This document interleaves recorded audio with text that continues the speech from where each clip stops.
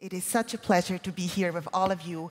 And I want to spend the next 10 minutes or so to share some more thoughts on how we can close gender gaps in business, but really more generally. And what I want to do is I want to actually do this a little interactively, so you'll see, don't quite fall asleep yet. In about 5 minutes, I'm going to call on you and going to ask you a question. So here we go. This is why we're here, because we are a minority and we're trying to fit in somehow. And of course, you've seen many of these kinds of pictures, including in the previous presentation, that yes, there is a pyramid, and yes, there are few women in leadership. And so one of the questions we might want to ask ourselves is the question that we also thought about in the previous discussion, and even really earlier in the morning, why do we care? Why do we really care? And I know I'm speaking to the choir here, so you all care, but I want to spend a moment thinking about why we care, and then I want to convince you that it's actually hard to care. And then I want to end with some ideas of how we can actually make some progress. So why do we care? We all, I'm sure, care because we believe gender equality is a human right. But if it is a human right, if it's just, and I don't mean this in a pejorative way, but if it's primarily an equality question, then we have to assume that the pie is fixed, and we're talking about who gets which slice of the pie. There will be some winners and some losers, and some people will actually fight against women getting a bigger slice of the pie. Now, I, of course, don't think that this is the world, because the evidence is actually quite strong that the pie is, in fact, increasing. Right, it is increasing. And that goes back to gender diversity in teams, gender diversity in senior management, the talent argument. So there's lots of increasing evidence that there is something about the diversity premium that you are probably all experiencing in your teams. However, I want to take a slightly different approach, maybe a somewhat bigger perspective. And that is, we care about women in business, and we care about women's economic participation also because we care about the world and because we care about this particular fact, and that is gendercide. You might have heard about it before. This is a cover from The Economist, that now the UN is estimating that about 150 million girls are missing around the world because of gendercide, sex-selective abortion, infanticide, or neglect during the first 5 years. It's a very encouraging research study was done by a colleague of mine, Rob Jensen. He exploited the fact that call centers increasingly moved into India. And the second fact, that call centers preferably hire women. Not always for the right reasons, but sometimes you have to take the doors which are open. And here's what he did. He wanted to experimentally examine the impact of increasing work participation opportunities for women on the survival chances of the girls in those villages. So having women in the economy, is that going to affect parents' choices about their sons and daughters? Might they actually treat their daughters better because now there's a return on investment? So here's how they studied it. They went to 200 villages, provided training and information on call centers. So the women in those villages were more likely then to go and work for a call center. And then he had a control treatment, much like you would do in the natural sciences or in medicine, a control treatment to 200 other villages, where he also measured how the girls were doing, what the girl-boy ratio is, but he didn't provide any training on call centers. And he followed those villages for 10 years. And what he was interested in seeing was, A, does it work? Can we get women more employment opportunities? But even more importantly, does it trickle down to how parents treat their daughters? And what he found was that it had a huge effect. It dramatically increased these girls' survival chances. It affected their body mass indexes. It actually improved their scores in school and increased the likelihood that they would stay in school. That's what I mean with the business case. And that's what I think we should mean with the business case. It is about us. It is about us being on boards and in senior management, but really, really it is about these girls. And it is an efficiency case, not just an equality case, because the parents did not start killing their sons. They did not treat their sons any worse than they treated them before. Sons were equally as likely to go to school, their body mass index didn't change, but parents all of a sudden started to treat their daughters better.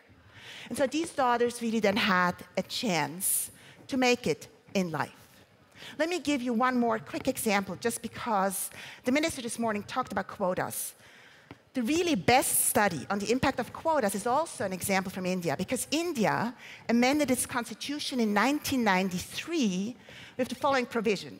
A third of the village heads of all villages, and imagine, India is a big country, of all villages had to be female. So these are the Bürgermeisterinnen.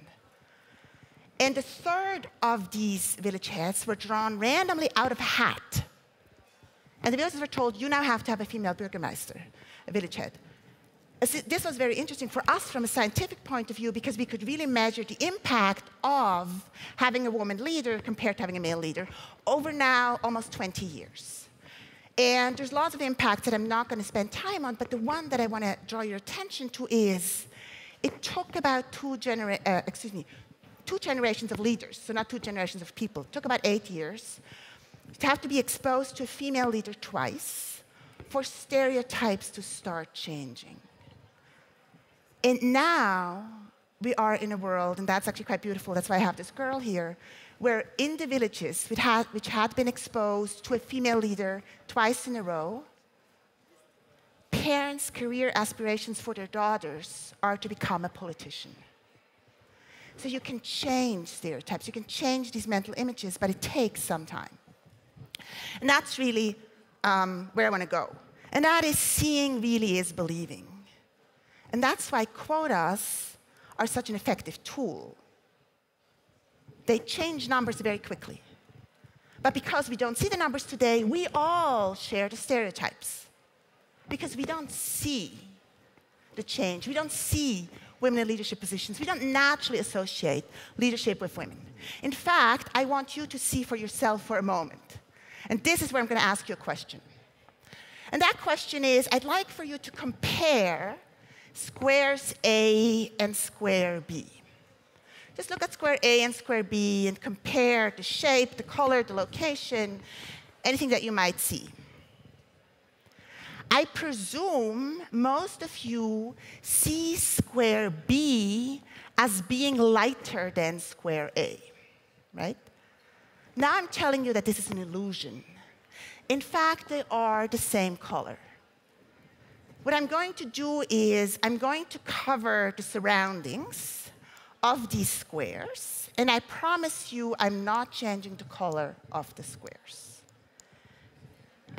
What I presume you now see is two identical squares of the same color. I'm showing you this image because this is how the world is. Whether you see her or him as a leader or a follower is not independent of the environment in which we live. Much like the pattern that I've just shown you before, or the squares were not independent of the pattern in which they were. This was a checkerboard, and your mind immediately made sense of the system that you saw. This is how your mind also processes gender. How you perceive them, young, old, leader, follower, attractive, not, black, white, depends on the mental maps that you have in your mind. So these, what I would call implicit biases, and I'm sure I'm not the first one to tell you, are hard to overcome. In fact, you can log on to this webpage at Harvard. You can test how biased you personally are, and you will find that you all are sexist and racist and nationalist and all the kinds of things you don't want to be. Why? Because we all are part of this world.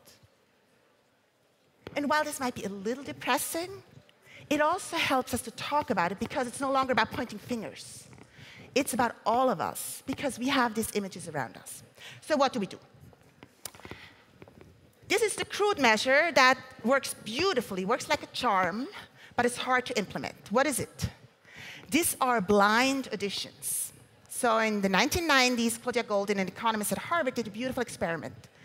What she did is she tested whether people choose different musicians for our orchestras depending on whether they see the sex of their counterpart.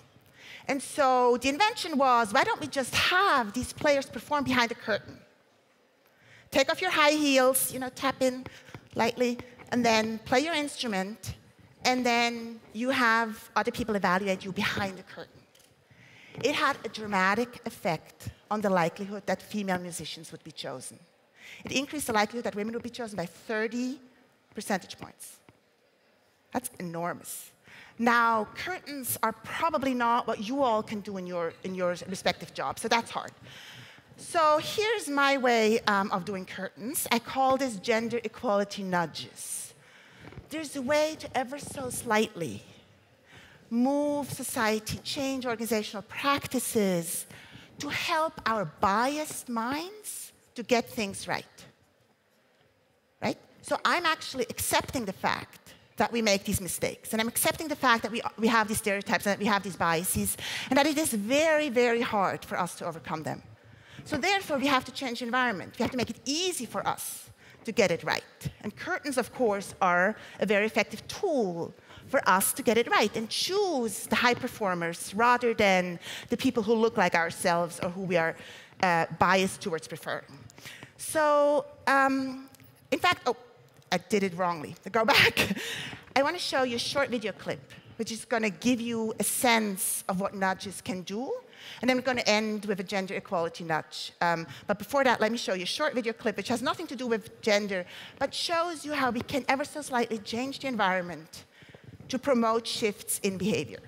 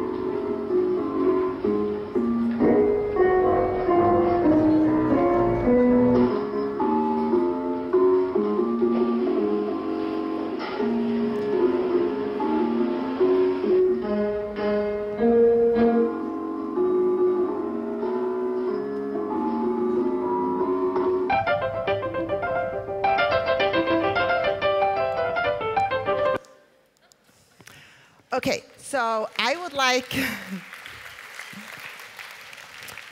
to invite all of you to start thinking creatively about how you can change organizational practices to make it easy. I'm not sure we can make it fun, but ideally we would also make it fun, but to make it easy for people to not base decisions on stereotypes, but rather on objective performance measures. Let me give you one idea here. So we've done a number of studies on gender equality nudges, is a term that we introduced. And one study looks at the following question. And I'm actually going to give you a different example, which you will remember more easily. Let's assume I asked half of the room here to choose your lunches for the next 30 days. It's totally quiet now, talking lunch now. Okay, so I ask you to choose, make 30 decisions right now for the next 30 lunches that you're going to have. Let's assume it's for September, when you're not on vacation. And then I'm going to ask the other half of the room, in September, I'm appearing every morning at 11:30, and I'm asking you, what are you going to have today? 30 times in a row. This is a study that was really done, and it actually was done with high school students and snack choices. And what they found, very old study, 25 years old, what they found was that this group here, which makes 30 decisions now, is going to choose much more variety than this group here. Because every morning you're like, well, but then today I'm going to have my favorite schnitzel and pommes, or whatever it might be. But for you, you just can't imagine that you would want to have the same food 30 times in a row. Now, we're applying that to hiring and promotion decisions. If you hire or promote in bundles, diversity is much more likely to emerge. If you hire or promote sequentially, every time you will be much more likely to want to go for your favorite food, the food that you're used to, that is comfortable, that feels like things that you've already done. So that's a relatively small change in hiring and promotion procedures that you might actually be able to implement. And given that I'm the academic dean now of the Harvard Kennedy School, so my responsibility is hiring and promotion of faculty. We're actually doing this. So for the first year, we've now bundled professorial searches. So normally for professors, you search for an economist in January, and for a sociologist in March, and for a psychologist in September. Now we're trying to bundle them and look for 3 people at the same time. And for everyone, I mean, as the same as in your jobs, I'm sure, you get some finalists, so 3 of each, so you talk about 9 people at the same time. As you might imagine, you can't have 9 of the same. It's just too obvious that you have, white, American, male, Ivy League graduates that we're considering. And if you have 9, it's just not going to work. So change is possible. You can nudge change in very creative ways by building on how our minds work. In fact, by benefiting from how our minds work, you can influence people's decisions to the better and promote gender equality and gender diversity in your organizations. Thank you very much.